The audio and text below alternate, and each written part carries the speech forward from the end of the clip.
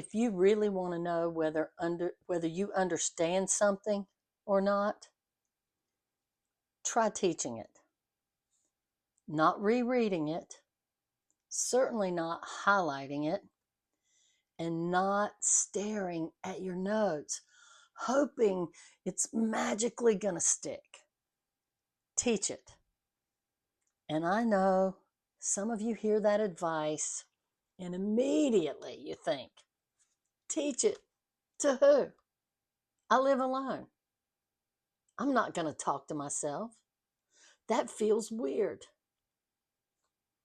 That's fair. But here's the truth. Teaching the material does not mean standing in your kitchen pretending you're a college professor. It means this. It means you can clearly explain what you know in a way that actually makes sense. Because when you can explain it clearly, you know it. And if you can't explain it clearly, then you have just discovered exactly where you need work. And that is a very good thing. So why does teaching it work? One of the biggest mistakes most students make is assuming I read it, so I know it. Well, I've studied for hours, so I know it. Nope. Reading something is exposure to it. It is not mastery or understanding. Just because it looks familiar on the page doesn't mean you can use it when it matters, especially on an exam. Because the exam is not asking, have you seen this before? Have you seen these words before? The exam is asking, do you understand what this means? And can you apply it? Can you untangle this in a question? And that's why teaching works so well. Because when you try to explain something out loud, your brain has to do more than just recognize it. Your brain has to organize it, simplify it, connect it, and help you put it in your own words. That is real learning. That is when studying starts to actually work. So teaching it, Kim, I hear you. Tell me, what does that actually look like? All right, let's keep it simple. When I say teach the material, I do not mean you need a classroom or a whiteboard or even a student or an audience. You can teach this to yourself in several easy ways. Option one, an imaginary student. Just pick a topic and say, okay, if someone asked me what this means, how would I explain it? That's it. For example, if you're studying real estate and the topic is earnest money, don't just read the definition of earnest money. That's important information, but do it different. Try saying, okay, earnest money is money the buyer puts down to show they're serious. And it is not the same thing as the due diligence fee. Earnest money could be refunded, and it never goes directly to the seller. Earnest money is typically held in escrow. Now you're not memorizing random words. You're explaining a concept. That is far more powerful. Now, option two, talk to your dog, to your coffee cup, to your steering wheel. Just talk to yourself. It's okay. And yes, I am serious here. If you don't have a friend or another person you can talk to and teach, then don't. Teach yourself. You can talk to your dog, your cat, your coffee cup, your bathroom mirror, or even your steering wheel while you're driving down the road.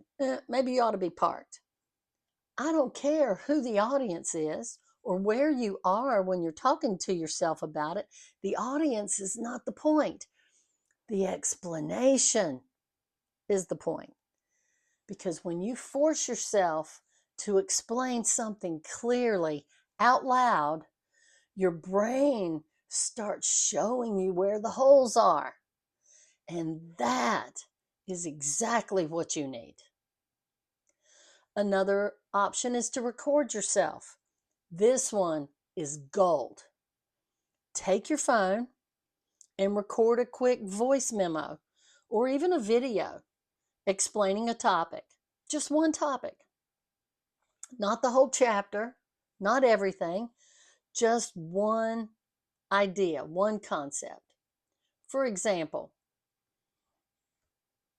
today I'm explaining what agency means, or today I'm explaining the difference between a fixture and personal property. And when you do that, two things happen. First, you realize what you actually know, which is great. That's a confidence builder. And second, you hear where you get a little fuzzy or vague or maybe even stuck. And that is useful. It is not discouraging. It's useful because confusion you can identify is confusion you can fix. So, what if you freeze or you don't know what to say? Well, let's deal with that because that stops a lot of students. They try to teach it and then they freeze. And immediately you think, well, I guess I don't know this at all. And not so fast. Freezing doesn't mean you're failing or that you don't know. It means your brain just handed you a roadmap. That moment tells you this is the part I need to go back and clean up a little bit. That is productive studying. So if you get stuck, use this simple framework. Explain it in 3 parts. What is it? Why does it matter? And how might it show up on the exam? That structure will help you tremendously. Let's do one quickly. Here's the example. Topic: due diligence fee. What is it? The due diligence fee is a negotiated fee between the buyer and the seller, and it goes directly to the seller. It's non-refundable, and the buyer buys time. Why does it matter? Because the buyer is buying time to investigate the property during the due diligence period. And how might it show up on the exam? The exam is likely to test you on whether you understand that it's non-refundable, even if the buyer's loan is declined or the appraisal comes in low. See what just happened? That's teaching. It's not fancy. It's not dramatic. It's just clear. And clear will be complicated every single time. And here's the part I really want you to understand and buy into. Teaching the material to yourself doesn't just help you learn it, it helps you trust yourself. Because confidence doesn't come from hoping you'll remember. Confidence comes from proving to yourself, I can explain this. I understand this. and I know what it means. And that matters, especially before an exam. Because when you sit down to test, panic shows up fastest when your knowledge is shallow. But when you've worked through the material deeply enough to explain it to yourself, you will be calmer. You're certainly going to be clearer, and you're much harder to trick or trip up. And that's what we want.